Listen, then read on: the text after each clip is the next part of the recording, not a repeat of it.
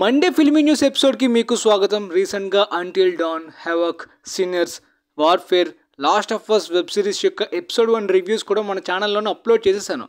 అలానే the woman in the yard film యొక్క review కూడా Letterboxdలో అప్లోడ్ చేసేసాను. సో ఇక లేట్ చేయకుండా బాక్స్ ఆఫీస్ అండ్ అప్డేట్స్ టాపిక్లోకి వెళ్ళిపోదాం. ముందుగా బాక్స్ ఆఫీస్ పరంగా నెజా 2 ప్రపంచవ్యాప్తంగా $2.160 బిలియన్ ని కలెక్ట్ చేసింది. ఈ ఫిలిం ఇండియాలో కూడా రిలీజ్ అయినప్పటికీ నాకు కాస్త డిస్టెన్స్ దూరంగా ఉంది. ప్రెజెంట్ మూడ్ బాగాలేదు కాబట్టి, జర్నీ చేసే మూడ్లో లేను కాబట్టి ఫిలిం యొక్క రివ్యూ పెట్టలేకపోయాను. బట్ బాక్స్ ఆఫీస్ దగ్గర ఈ ఫిలిం అయితే మాత్రం ఇప్పటికే చాలా స్ట్రాంగ్ పర్ఫార్మెన్స్ని చూపించింది.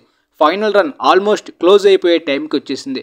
పార్ట్ 1ని ఇంట్లోనే బిగ్ స్క్రీన్ సౌండ్ సిస్టంలో చూసి రివ్యూ కూడా Letterboxdలో పెట్టా. పార్ట్ 2 థియేటర్స్లోనే మిస్ అవ్వకూడదు అనుకున్నప్పటికీ నా సిచ్యువేషన్ అనుకూలంగా లేదు కాబట్టి వీడియో ఆన్ డిమాండ్లోకి రాగానే మళ్ళీ బిగ్ సౌండ్ అండ్ బిగ్ స్క్రీన్లో ఇంట్లో ట్రై చేసి రివ్యూ వీడియో పక్కాగా మన ఛానల్లో పెట్టడానికి అయితే ప్రయత్నిస్తాను. తర్వాత డిస్నీ స్నో వైట్ 1 వీక్ తర్వాత ఆల్మోస్ట్ వాష్ అవుట్ అయిపోయే సిచ్యువేషన్ తోటి ఇప్పుడు దాకా ప్రపంచవ్యాప్తంగా 195 మిలియన్స్ అయితే క్రాస్ చేయగలిగింది. But break even target heavy target ఉంది. బడ్జెట్ కూడా హెవీగా పెట్టారు. సో ద మార్వెల్స్ తర్వాత డిస్నీకి హెవీ లాసెస్ పెట్టిన ఫిలిం కంప్లీట్లీ బాయ్కాట్ ఎఫెక్ట్ మాత్రమే కాకుండా రిసెప్షన్ కూడా నెగిటివ్ అవుట్పుట్ అని చెప్పి కంప్లీట్గా నెగిటివ్ రిసెప్షన్ రావడంతో డిస్నీ వాళ్ళు లైవ్ యాక్షన్ రీమేక్స్ చేయడమే ఆపేసేలాంటి సిచ్యువేషన్ కూడా ఈ ఫిలిం క్రియేట్ చేసింది.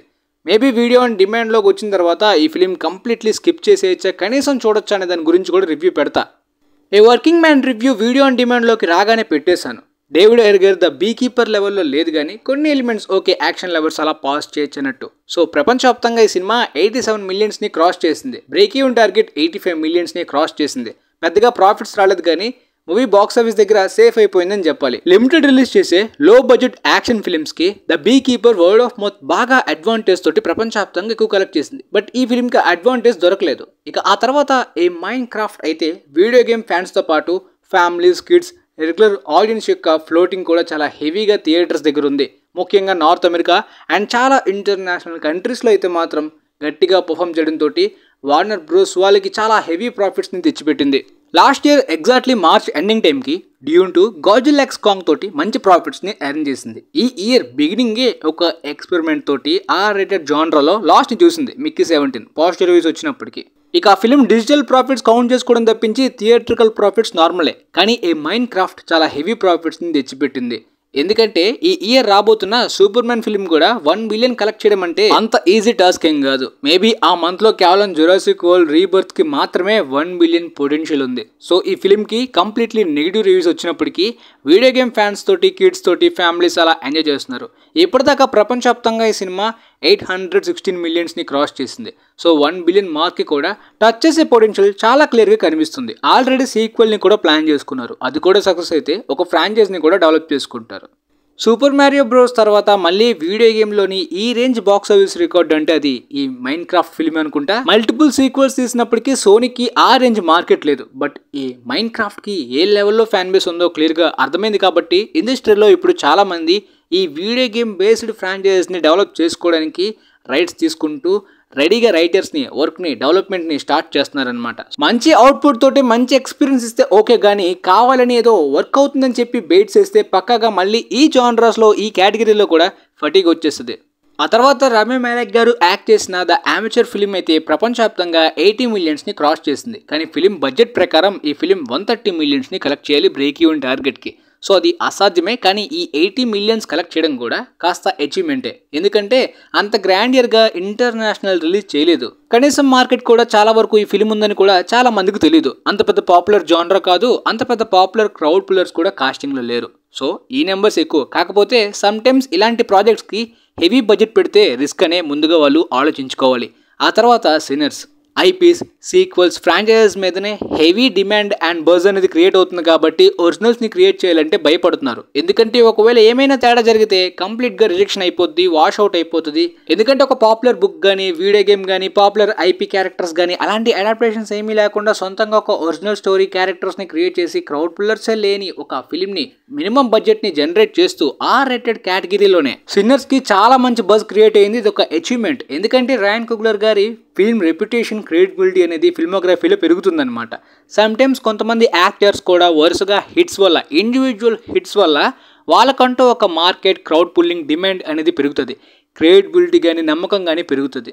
ఫర్ ఎగ్జాంపుల్ క్రిస్టఫర్ నోలన్ గారికి ఇప్పుడు ఐపీ అక్కర్లేదు, ఆయనకంటూ ఒక సపరేట్ బ్రాండ్ హైప్ అనేది జనరేట్ అవుతుంది కదా. సేమ్ అలానే కొంతమంది డైరెక్టర్స్ రీసెంట్ గా వాళ్ళ మార్కెట్ ని రెప్యుటేషన్ ని అలానే పెంచుకుంటున్నారు. ఫర్ ఎగ్జాంపుల్ జార్డన్ పీలీ గానీ, డెనీ విల్నెవ్ గానీ, ఇప్పుడు రయాన్ కుగ్లర్ గారు కూడా. సో ఆ మినిమం బజ్ తోటే ఒక అద్భుతమైన రివ్యూస్, అంటే ఒక మాస్టర్ పీస్ లెవెల్లో క్రిటికల్ అక్లైమ్డ్ రివ్యూస్ తో పాటు వ్యాంపైర్ జానర్ అని ఒక రీఇన్వెన్షన్ చేసినట్టు ఆడియన్స్ రెస్పాన్స్ కూడా R-rated హారర్ కేటగిరీలో ఇంతకు ముందు ఏ ఫిలిమ్స్ ఎర్న్ చేయలేని ఏ గ్రేడ్ ని, సినిమా స్కోర్ ని కూడా ఆడియన్స్ నుండి ఈ ఫిలిం అందుకుందనమాట. ఓపెనింగ్ వీకెండ్ లో 48 మిలియన్స్ ని కలెక్ట్ చేసి second biggest original opening weekend record ని కూడా ఈ డికేడ్ లో అందుకుంది. ఒరిజినల్ ఫిల్మ్స్ కి ఈ రేంజ్ రికార్డ్స్ బాగా రేర్ అనమాట. సో అలా అచీవ్మెంట్ చేశారు కాబట్టి దానికి తగ్గట్టే ప్రొడక్ట్స్ ని, అలా ఫిల్మోగ్రఫీలోని స్టాండర్డ్స్ ని సెట్ చేస్తూ వెళ్ళిపోవాలి. అప్పుడే ట్రూ సినిమా అనేది బ్రతుకుతుంది. సో పోతే ప్రపంచవ్యాప్తంగా ఇంటర్నేషనల్ గా ఆ రేంజ్ మార్కెట్ ఈ ఫిలిం ఎర్న్ చేయనప్పటికీ సెకండ్ వీకెండ్ కూడా కేవలం 6% డ్రాప్ తో, like James Cameroon, Christopher Nolan చాలా అద్భుతమైన ఫిలిమ్స్ లైక్ మన top gun maverick,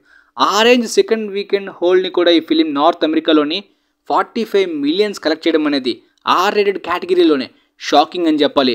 world wide film యొక్క బ్రేక్ ఈవెన్ టార్గెట్ 180 మిలియన్స్ అనమాట. కానీ నార్త్ అమెరికాలోని ఆల్రెడీ 122 మిలియన్స్ దాటి కలెక్ట్ చేయడం వలన ఫిలింకి హెవీ ప్రాఫిట్స్ నార్త్ అమెరికా నుండి డొమెస్టిక్ ప్రాఫిట్సే వచ్చేసాయి. ప్రపంచవ్యాప్తంగా ఇప్పటిదాకా ఈ సినిమా 161.6 మిలియన్స్ ని కలెక్ట్ చేసింది. ఓపెనింగ్ వీకెండ్ లెవెల్లోనే సెకండ్ వీకెండ్ కూడా 45 మిలియన్స్, కేవలం 3 మిలియన్స్ తగ్గి కలెక్ట్ చేయడానికి ఆ పొటెన్షియల్ ఏంటి బ్రో అనే డౌట్స్ మీకు క్రియేట్ అయినట్టయితే ఈ సినిమాని ఎలా అయినా సరే PMF స్క్రీన్స్లోని, IMAX స్క్రీన్స్లోనే చూడాలి అనే టైప్ ఆఫ్ రెస్పాన్స్ వస్తుంది. కాబట్టి ఈ వీకెండ్ ఆ స్క్రీన్స్ ఫిల్ అయిపోతే రిమైనింగ్ ఆడియన్స్ నెక్స్ట్ వీకెండ్ అయినా సరే ఆ స్క్రీన్స్లో చూడడానికి వెయిట్ చేస్తున్నారు. అందుకని long run hold, Avatar 2, top gun maverick లాగా ఆ స్క్రీన్స్ గురించి ఈ ఫిలిం లైక్ ఓపెన్హైమర్ లానే కంటిన్యూ అవ్వచ్చు. చూద్దాం మరి ఫైనల్ రన్ ఎంతవరకు వెళ్తుందో. లాంగ్ రన్ పొటెన్షియల్ మాత్రం సాలిడ్ గా కనిపిస్తుంది, కంటెంట్ కూడా బాగుంది. చూద్దాం మరి దీన్ని మళ్ళీ ఫ్రాంచైజ్ గా కంటిన్యూ చేస్తారా లేదా అనే దాని గురించి కూడా. పోతే ఈ వీకెండ్ నార్త్ అమెరికాలోని Star Wars Revenge of the Sith film యొక్క రీ రిలీజ్ కూడా జరిగింది. ఈ రీ రిలీజ్ నార్మల్ రికార్డ్ కాదు, 25 మిలియన్స్ ని నార్త్ అమెరికాలోని కలెక్ట్ చేసింది. అంటే కొత్త ఫిలిమ్స్ కలెక్ట్ చేసే రేంజ్ ఓపెనింగ్ వీకెండ్ నార్త్ అమెరికాలోని ఈ ఫిలిం కలెక్ట్ చేయడం కూడా sensation. Star wars fans literally theatres లోనే స్టార్ వార్స్ మూవీస్ ని చూద్దామని ఎంత ఆసక్తిగా ఉన్నారో ఈ ఓల్డ్ ఫిల్మ్స్ యొక్క రిలీజ్ ఇంపాక్ట్ అయినా వాళ్ళు అర్థం చేసుకుని డిస్నీ వాళ్ళు ఎక్కువ లైవ్ యాక్షన్ ఫిల్మ్స్ ని ప్లాన్ చేస్తే బెటర్. ఆ వెబ్ సిరీస్ ని వరుసగా మొక్కాన పడేయకుండా. ఆ తర్వాత ద అకౌంటెంట్ 2 అసలు ఇంటర్నేషనల్ గా ఈ సినిమా రిలీజ్ చేయలేదు అనుకుంటా. సరిగ్గా ఇండియాలో కూడా చూద్దామని నేను అనుకున్నాను కానీ సరిగ్గా రిలీజ్ చేయలేదు. ఫస్ట్ పార్ట్ అయితే బాగుంటుంది, మంచి క్రైమ్ యాక్షన్ ఫిలిం. ఈ ఫిల్మ్ కేవలం నార్త్ అమెరికా కలెక్షన్స్ రిపోర్ట్ మాత్రమే 25 మిలియన్స్ ఓపెనింగ్ వీకెండ్ దగ్గర వరకు వచ్చాయి కానీ ఇంటర్నేషనల్ కలెక్షన్స్ రిపోర్ట్సే లేవు. ఫస్ట్ పార్ట్ ప్రపంచవ్యాప్తంగా 155 మిలియన్స్ ని క్రాస్ చేసి బ్లాక్ బస్టర్ అయింది. ఇకపోతే అంటిల్ డాన్ ప్రపంచవ్యాప్తంగా 18 మిలియన్స్ ని క్రాస్ చేసింది. బ్రేక్ ఈవెన్ టార్గెట్ 40 మిలియన్స్ దగ్గర. సో అయిపోయే ఛాన్స్ ఉన్నాయి కానీ మూవీకి మిక్స్డ్ నెగిటివ్ రివ్యూస్ రాకపోతే కాస్త బాక్స్ ఆఫీస్ పొటెన్షియల్ కూడా ఈ జానర్లో ఉండుండేది. కానీ కంప్లీట్లీ గేమ్ అడాప్టేషన్కి జస్టిఫికేషన్ చేయలేదు. దాని గురించి రివ్యూలో మొన్న చెప్పాను కదా ఆల్రెడీ. ఇక అప్డేట్ విషయానికి వస్తే Mission Impossible the Final Reckoning film అయితే మాత్రం 6 days ఎర్లీగా ఇండియాలోని May 17th రిలీజ్ చేస్తున్నారనమాట. ఇనిషియల్గా May 23rd ప్రపంచవ్యాప్తంగా ఒకేసారి రిలీజ్ చేద్దాం అనుకున్నప్పటికీ కానీ ఇండియాలో ఇప్పుడు ఎర్లీగా రిలీజ్ చేస్తున్నారనమాట. ఈ ఫిల్మ్ యొక్క డ్యూరేషన్ అయితే మాత్రం 2 hours 49 minutes ఉండబోతుంది. కంప్లీట్గా ఫ్రాంచైజ్లోని ముందుగా డెడ్ రేకనింగ్ యొక్క స్టోరీకి కంటిన్యూషన్గా కంప్లీట్ క్లారిటీ, ఆ లాంగ్ స్టోరీ అండ్ లూప్స్ని కంప్లీట్గా వివరించాలంటే ఈ పార్ట్లోనే సాధ్యమవుతుంది. కాబట్టి డ్యూరేషన్ ఎక్కువ డీటెయిలింగ్ అయితే స్టోరీలో పక్కాగా ఈ ఫిల్మ్లో ఉంటుంది. అలానే మీకు ఇంతకు ముందు ట్రైలర్స్ ఎక్స్ప్లెయిన్ చేస్తున్నప్పుడే బ్రేక్ డౌన్ అని చెప్పాను కదా, ప్రీవియస్ పార్ట్స్కి ముఖ్యంగా ఫస్ట్ పార్ట్కి ఎక్కువ కనెక్షన్ ఉంది. అది డెడ్ రేకనింగ్లోనే మనకు చూపించారు కాబట్టి దాని గురించి కూడా ఎక్కువ డీటెయిల్స్ ఉంటాయి. మొత్తానికి Spider Man Brand New Day ఫిల్మ్కి సంబంధించి ఒక క్లారిటీ అయితే వచ్చేసింది. ఈ ఫిల్మ్ యొక్క షూటింగ్ అనేది ఆగస్టులోనే మొదలు పెట్టబోతున్నారు. ఇంతకుముందు రిపోర్ట్స్ ప్రకారం మనకి కొన్ని డౌట్స్ అయితే ఉన్నాయి. ఈ ఫిల్మ్ షూటింగ్ కాస్త డిలే అవ్వచ్చు, సోనీ దగ్గర నుండి స్పైడర్ మ్యాన్ రైట్స్కి కాస్త ప్రాబ్లం రావచ్చని. కానీ ఫాస్ట్గా డూమ్స్డేతో మెర్జ్ అయిన స్క్రిప్ట్ని రెడీ చేసుకుని రిలీజ్ డేట్ని కూడా ప్లాన్ చేసుకుని టైటిల్తో సహా అనౌన్స్ చేయడం సోనీ వాళ్ళు సినిమాకాన్ ఈవెంట్ ప్యానెల్లోనే మొత్తం రెడీ చేసుకున్నారు కాబట్టి ప్రస్తుతానికి ప్రాబ్లం లేదు. ఆగస్ట్లో ఈ ఫిల్మ్కి సంబంధించిన షూటింగ్ మొదలవుతుంది కాబట్టి స్టోరీ అండ్ సెట్ ఫోటోస్ గురించి చాలా డీటెయిల్స్ రావచ్చు. ఎందుకంటే అవెంజర్స్ డూమ్స్డే తర్వాత బ్యాటిల్ వరల్డ్ లొకేషన్లోనే సేమ్ టైం స్టోరీ కాబట్టి స్పైడర్ మ్యాన్ 4లో మనం ఏం చూడబోతున్నాం అనే డౌట్స్ అన్నిటికీ కూడా ఆ సెట్ ఫోటోస్ ద్వారా స్టోరీ డీటెయిల్స్ ఆ టైం నుండి రివీల్ అవ్వచ్చు, క్లారిటీ ఇంకా రావచ్చు. ఆ తర్వాత జురాసిక్ వరల్డ్ రీబర్త్ డ్యూరేషన్ ని కూడా కాస్త ఎక్కువగా పెంచబోతున్నట్టు 2 hours 15 minutes దగ్గర వరకు డ్యూరేషన్ ఉండబోతున్నట్టు రీసెంట్ రిపోర్ట్స్ తెలిపారనమాట. ఎందుకంటే గ్యారెత్ ఎడ్వర్డ్స్ గారు కాస్త ఎక్స్ప్లోర్ చేస్తూ ప్లాట్ స్టోరీ డీటెయిల్స్ ఎక్కువ ఉంచుతారు కాబట్టి, ఆయన డైరెక్షన్ కాబట్టి డ్యూరేషన్ కాస్త ఎక్కువ సీన్స్ తోటే ఉండొచ్చు ప్రీవియస్ జురాసిక్ వరల్డ్ ఫిల్మ్స్ కన్నా. ఇన్ఫ్యాక్ట్ ఇది R-rated హారర్ జానర్ అని కూడా అన్నారు, కానీ దాని గురించి ఇంకా క్లారిటీ లేదు. ప్రస్తుతానికి PG-13 అనే డౌట్స్ వస్తున్నాయి. ఎందుకంటే PG-13 అయితేనే ఎక్కువ కలెక్షన్స్ వస్తాయి కదా, R-rated అయితే కాస్త కలెక్షన్స్ కోల్పోతారు కాబట్టి ఆ రిస్క్ చేయకపోవచ్చు. డైరెక్టర్ గ్యారెత్ ఎడ్వర్డ్స్ కి ఆ ఫ్రీడమ్ దొరకకపోవచ్చు. అట్లీస్ట్ డైరెక్టర్ కట్ లో అయినా సరే R-rated బ్లూరే డైరెక్టర్ కట్ ని రిలీజ్ చేసిన మూవీ లవర్స్ కి అదే చాలు. పోతే అకిరా లైవ్ యాక్షన్ ప్రాజెక్ట్ అనేది 2002 నుండి డెవలప్మెంట్లో ఉంది. చాలా మంది రైటర్స్ డైరెక్టర్స్ మారారు, చాలా డిలేస్ చూసి కంప్లీట్గా ఈ ప్రాజెక్ట్ ఆగిపోయింది, ఇక లేదు అనుకున్నప్పటికీ లియోనార్డో డికాప్రియో గారి ప్రొడక్షన్లోని, తైకా వైటిటి డైరెక్షన్లోని స్టిల్ ఈ ప్రాజెక్ట్ కంటిన్యూ అవుతుందనే న్యూస్ వచ్చినప్పటికీ ఆ అప్డేట్స్ కూడా ఆగిపోయాయి, వాళ్ళ డీల్ కూడా మారిపోయింది. సో ప్రస్తుతానికి still Akira live action project డెవలప్మెంట్లో ఉంది, కానీ cost and crew complete clarity లేదు. అలానే ప్రాజెక్ట్ అయితే ఆగిపోవట్లేదు, స్టిల్ డెవలప్మెంట్లో అయితే ఉంది లైవ్ యాక్షన్ తీద్దామని. ఎనోలా హోమ్స్ 1 and 2 నెట్ఫ్లిక్స్లో బాగా సక్సెస్ అయ్యాయి కాబట్టి థర్డ్ పార్ట్ యొక్క షూటింగ్ కూడా మొదలైపోయిందనమాట. ప్రీవియస్ పార్ట్స్లో కనిపించిన మెయిన్ క్యారెక్టర్స్, మెయిన్ లీడ్ యాక్టర్సే మళ్ళీ పార్ట్ 3 కాస్టింగ్లో కూడా తిరిగి రాబోతున్నారంట. దాని అర్థం హెన్రీ క్యావిల్ గారు మరొకసారి షెర్లాక్ హోమ్స్గా కనిపించబోతున్నారంట. ప్రీవియస్ పార్ట్స్ కన్నా ఈసారి స్కేల్ అండ్ బడ్జెట్ని ఈసారి పెంచబోతున్నారని కూడా అప్డేట్.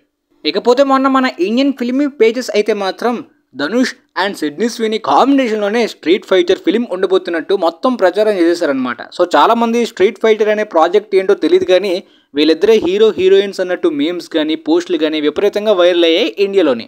ధనుష్ గారు ఇంతకు ముందు కొన్ని ఫారెన్ ఫిలిమ్స్లో చేసినప్పటికీ ఈ ఫిలిం కాస్టింగ్లో ఇంకా అఫీషియల్గా కన్ఫర్మ్ కాలేదు. ఉంటే మహా అయితే ఒక స్మాల్ క్యామియో తప్పించి ప్రస్తుతానికి అయితే ఈ ఫిలిం యొక్క రిలీజ్ డేట్ కూడా 2026 మార్చ్కి ప్లాన్ చేసుకున్నారు, కానీ పోస్ట్ పోన్ అయ్యి జూలై ఆర్ ఆగస్ట్ అని చెప్పారు. తర్వాత సోనీ రిలీజ్ షెడ్యూల్లోనే 2026లో ఈ ఫిలిం గురించే క్లారిటీ లేదు, బట్ 2026లోనే రిలీజ్ అవ్వచ్చు, మేబీ లేట్ అయినా సరే. పోతే ఈ ప్రాజెక్ట్లో కేవలం వీళ్ళిద్దరే కాదు, చాలా మంది యాక్టర్స్ ఉంటారనమాట.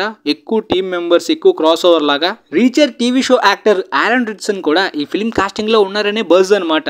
దాంతోపాటు ఆండ్రూ కోజీ కూడా. పోతే ఆయన రేవో పాత్రలో కనిపించబోతున్నట్టు రీసెంట్ అప్డేట్ అనమాట. చాలా మంది ఈ క్యారెక్టర్కి ఒక పర్ఫెక్ట్ జస్టిఫికేషన్ అయితే లైవ్ యాక్షన్ కాస్టింగ్లో జరుగుతుందని కూడా అంటున్నారు. మరి చూద్దాం, తర్వాత ఇంకాస్త ఎక్కువ డీటెయిల్స్ ఈ ఫిలిం గురించి వస్తాయి. రిలీజ్ డేట్ మాత్రం 2026 జూలై కూడా డౌటే, క్లారిటీ లేదు.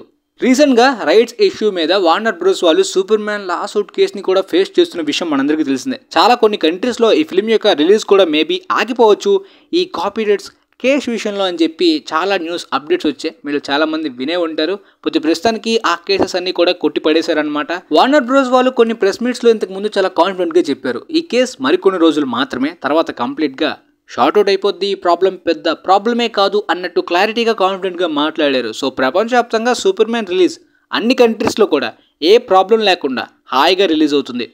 ఏంటో గైస్, గ్రేటర్ గార్విక్ గారి నార్నియా రీబూట్కు సంబంధించి చాలా వరకు కాస్టింగ్ అప్డేట్స్ వస్తున్నాయి. ముఖ్యంగా వైట్ విచ్ క్యారెక్టర్కి సంబంధించిన కాస్టింగ్ అప్డేట్స్ రీసెంట్గా చాలా మంది నేమ్స్ వినిపించాయి. సడన్గా మార్గరెట్ క్వాలీ కూడా ఈ ఫిలిం కాస్టింగ్లో జాయిన్ అయ్యారు. వైట్ విచ్ క్యారెక్టర్లోని ఆడియన్స్ రిపోర్ట్స్ కూడా వచ్చే క్లారిటీ అన్నట్టు న్యూస్ వచ్చింది, కానీ తర్వాత ఈ క్యారెక్టర్లో ఈమె కాస్టింగ్ని ఎంఎంఏకి రిప్లేస్ చేసినట్టు రీసెంట్ రిపోర్ట్స్ అనమాట. అవును, ఈమె ప్లే చేయాల్సిన క్యారెక్టర్ని ఎంఎంఏకే గారు రిప్లేస్ చేశారు. అది వైట్ విచ్ క్యారెక్టర్ అని కొంతమంది అంటున్నారు, బట్ క్లారిటీ లేదు, కానీ కాస్టింగ్లో అయితే ఈమె రిప్లేస్ చేసినట్టు రిపోర్ట్స్ అనమాట. తర్వాత చూద్దాం, కంప్లీట్ క్లారిటీగా అనౌన్స్మెంట్ ఇస్తే బెటర్. అలానే ఇందాక చెప్పినట్టు ఈ మైన్ క్రాఫ్ట్ సక్సెస్ తర్వాత యూనివర్సల్ పిక్చర్స్ వాళ్ళ దగ్గర ఉన్న IP rights Out Run video game యొక్క లైవ్ యాక్షన్ అడాప్టేషన్ కూడా ప్లాన్ చేస్తున్నారు. ఈ అవుట్ రన్ లైవ్ యాక్షన్ అడాప్టేషన్కి కార్ చేసింగ్ లాంటి ఎలిమెంట్స్ అంటే మైకిల్ బే లాంటి డైరెక్షన్ బెటర్ అని ఆయన డైరెక్షన్లోని సిడ్నీ స్వీనీని కాస్టింగ్లోని జాయిన్ చేసుకుని ఈ అవుట్ రన్ ప్రాజెక్ట్ని ప్లాన్ చేస్తున్నారనమాట. ప్రస్తుతానికి డెవలప్మెంట్ స్టార్టింగ్ స్టేజ్లో ఉంది. తర్వాత ఇంకా ఫుల్ కాస్ట్ డీటెయిల్స్ కూడా, షూటింగ్ డీటెయిల్స్ కూడా రావచ్చు. ప్రస్తుతానికి మైకిల్ బే గారు కూడా సైన్ చేశారంట ఈ ప్రాజెక్ట్ డైరెక్షన్ గురించి. చూస్తుంటే ఇది కూడా వర్క్ అయింది అనుకోండి. యూనివర్సల్ లానే అదర్ స్టూడియోస్ కూడా వాళ్ళ దగ్గర ఉన్న ఐపీ వీడియో గేమ్ రైట్స్ తోటి ప్రాజెక్ట్ స్టార్ట్ చేస్తారు. Like sonic video game success అయిన తర్వాత సోనిక్ స్పిన్ ఆఫ్ వీడియో గేమ్స్ని కూడా రిలీజ్ చేశారు కదా చాలా వరకు. ప్రెజెంట్ సోనిక్ ఫిలిమ్స్ 3 పార్ట్స్ తర్వాత ఫ్రాంచైజ్ మెల్లిగా ఎక్స్పాండ్ అవుతుంది, మార్కెట్ కూడా బాగా పెరుగుతుంది. కాబట్టి పారమౌంట్ స్టూడియోస్ వాళ్ళు నకుల్స్ టీవీ షోలానే మరికొన్ని సోనిక్ యొక్క స్పిన్ ఆఫ్ ప్రాజెక్ట్స్ని, టీవీ షోస్ని, మూవీస్ని కూడా ప్లాన్ చేస్తున్నారంట. చూద్దాం మరి ఇది ఎంతవరకు సక్సెస్ అయ్యి ఫ్రాంచైజ్ ఇంకెంత ఎక్స్పాండ్ అవుతుంది అనేది. ఆ తర్వాత రాయన్ గోస్లింగ్, షాన్ లెవీ కాంబినేషన్లో రాబోతున్న స్టార్ వార్స్ ప్రాజెక్ట్ యొక్క స్టార్ ఫైటర్ అనే టైటిల్ తోటి 2027 మే 20కి ఫిల్మ్ని కూడా ప్లాన్ చేసుకున్నారు. కంప్లీట్గా ఈ స్టార్ ఫైటర్ అంటే కూడా ఏరియల్ యాక్షన్ సీక్వెన్సెస్ తోటి, విఎఫ్ఎక్స్ తోటి. ఫర్ ఎగ్జాంపుల్ రాయన్ గోస్లింగ్ మరొక హ్యాన్ సోలో లాంటి పాత్రలో కూడా కనిపించవచ్చు అనమాట. ఎందుకంటే ఇది present time line, prequel time line కాదు. స్టార్ ఫైటర్ లాంటి కంప్లీట్ వీడియో గేమ్ పొటెన్షియల్ని లైవ్ యాక్షన్లో యూజ్ చేసుకోవచ్చు. కానీ సాలిడ్ స్క్రిప్ట్ లేకపోతే షాన్ లెవీ గారు అంత పర్ఫెక్ట్గా అందించలేరు. కంప్లీట్గా స్ట్రాంగ్ స్క్రిప్ట్ కావాలి అంతే. లైక్ డెడ్పూల్ అండ్ వూల్వరిన్ లాగా సరైన స్ట్రాంగ్ స్క్రిప్ట్ లేకుండా ఏదో క్యామియోస్, నాస్టాల్జియా, జోక్స్ మీద డిపెండ్ అయ్యేలా కాకుండా fresh time line, present time line కాబట్టి ఆ పొటెన్షియల్ని యూజ్ చేసుకోవాలి. ఇంతకుముందు కెవిన్ ఫైగీ గారు ఎలా అయినా రాయన్ గోస్లింగ్ని గోస్ట్ రైడర్గా చూడాలనే ఆశ ఉందని చెప్పి తెలిపారనమాట. రాయన్ గోస్లింగ్ గారు కూడా నాకు ఛాన్స్ వస్తే పక్కాగా క్యారెక్టర్ ప్లే చేయడం ఇష్టం అనేది తెలిపారు. కానీ ప్రస్తుతానికి ఆ డిస్నీ మీటింగ్లో వాళ్ళు అనుకున్న డీల్ ఈ స్టార్ వార్స్ ప్రాజెక్ట్కి స్టార్ ఫైటర్ వైపు షిఫ్ట్ అయిపోయాయి. గోస్ట్ రైడర్ ప్లాన్స్ అన్ని పెండింగ్లో ఉండిపోయాయి. ఒకవేళ ఈ ప్రాజెక్ట్ బాగా సక్సెస్ అయ్యి మళ్ళీ ఆ ప్లాన్స్ రీస్టార్ట్ అయినా బాగుంటుంది. ఇకపోతే డిస్నీ ప్లస్లోని కింగ్ కాంగ్ యొక్క ఆరిజిన్ సిరీస్ డెవలప్ అవుతున్న న్యూస్ లాక్డౌన్లో వచ్చిందనమాట. ఎందుకంటే కింగ్ కాంగ్ కాపీరైట్స్ అనేవి పబ్లిక్ డొమైన్లో ఉన్నాయి కాబట్టి కాస్త డిలే అయినా సరే ఈ ప్రాజెక్ట్ ఒక ఆరిజిన్ హారర్ టీవీ షోలాగా స్కల్ ఐలాండ్ని, ఆ హారర్ మిస్టరీని ఎక్స్ప్లోర్ అయ్యేలాగా ప్రాజెక్ట్ని డెవలప్ చేసుకున్నారు రైటర్స్లోని. సో మాస్టర్ వర్డ్స్కి దీనికి ఎలాంటి కనెక్షన్ లేదు. ఇది కంప్లీట్లీ ఓల్డ్ కింగ్ కాంగ్కి ఒక రీబూట్ లాంటి TV show, horror TV show. ప్రస్తుతానికి కాస్టింగ్లో స్టీఫెన్ గ్రామ్ గారు జాయిన్ అయినట్టు న్యూస్, కానీ కంప్లీట్ క్లారిటీ లేదు, జస్ట్ కన్సిడరేషనే. ఎందుకంటే రీసెంట్గా మళ్ళీ ఈ కింగ్ కాంగ్ ప్రాజెక్ట్ డిస్నీ ప్లస్లో ఇంకా డెవలప్మెంట్ స్టేజ్లో కంటిన్యూ అవుతుంది తప్పించి ఈ ప్రాజెక్ట్ ఆగిపోలేదు అని తెలిపారనమాట. ఎందుకంటే ప్రాజెక్ట్ ఆగిపోయిందని చాలా మంది అనుకుంటున్నారు, గ్యాప్ వచ్చింది కదా. సో మళ్ళీ రీకన్ఫర్మ్ చేశారు ప్రాజెక్ట్ అయితే ఆగిపోలేదు, కంటిన్యూ అవుతుందని చెప్పి. కానీ కాస్టింగ్ గురించి చెప్పలే. పోతే ఇంతకు ముందు అవతార్ థర్డ్ పార్ట్కి జరిగిన స్మాల్ టెస్ట్ స్క్రీనింగ్స్లోని చాలా ప్లాట్ డీటెయిల్స్ రివీల్ అయిపోయాయి. వాటి గురించి వీడియో చేశాను. సినిమాకాన్ ఈవెంట్లో చూపించిన ట్రైలర్ గురించి కూడా బ్రేక్ డౌన్ చేశాను. సో మళ్ళీ ఈ ఫిల్మ్కి సంబంధించి ఆగస్ట్లో ఇంకొక టెస్ట్ స్క్రీనింగ్ కూడా జరిగే అవకాశం ఉందంట.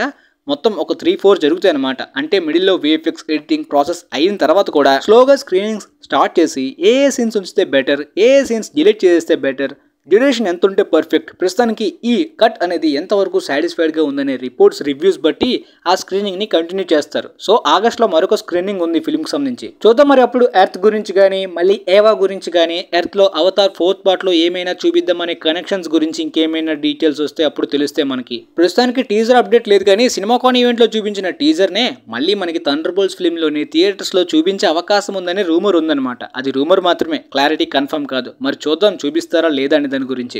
ఆగస్ట్ స్క్రీనింగ్ తర్వాత మళ్ళీ అక్టోబర్ ఆర్ నవంబర్ దగ్గరలో ఇంకొక లాస్ట్ స్క్రీనింగ్ జరుగుతుంది అనమాట. ఎందుకంటే డిసెంబర్లో ఫిలిం రిలీజ్ కాబట్టి ఆ టైంకి అవుట్పుట్ కంప్లీట్గా అయిపోద్ది. మార్కెటింగ్ కానీ, ట్రైలర్స్ కానీ, క్లిప్స్ కానీ అన్నీ కూడా అవుట్ అయిపోతాయి. సో మే కల్లా ఈ ఫిల్మ్కి సంబంధించి ఫస్ట్ టీజర్ వస్తేనే మార్కెటింగ్కి పర్ఫెక్ట్గా ఉంటుంది నన్ను అడిగితే. బట్ డిస్నీ వాళ్ళు ఏ డిసిషన్ తీసుకున్నారో మనం కాస్త వెయిట్ చేయాల్సిందే. సో మొత్తానికి మీకు ఏది అప్డేట్స్ క్లియర్గా అర్థమయ్యాయి అనుకుంటున్నాను. వీలైతే ఈ వీడియోని మీ ఫ్రెండ్స్లో ఉన్న వాళ్ళకి కూడా షేర్ చేయండి గైస్. మేబీ వాళ్ళకి కూడా యూజ్ అవ్వచ్చు అనుకుంటున్నాను. And thanks for watching.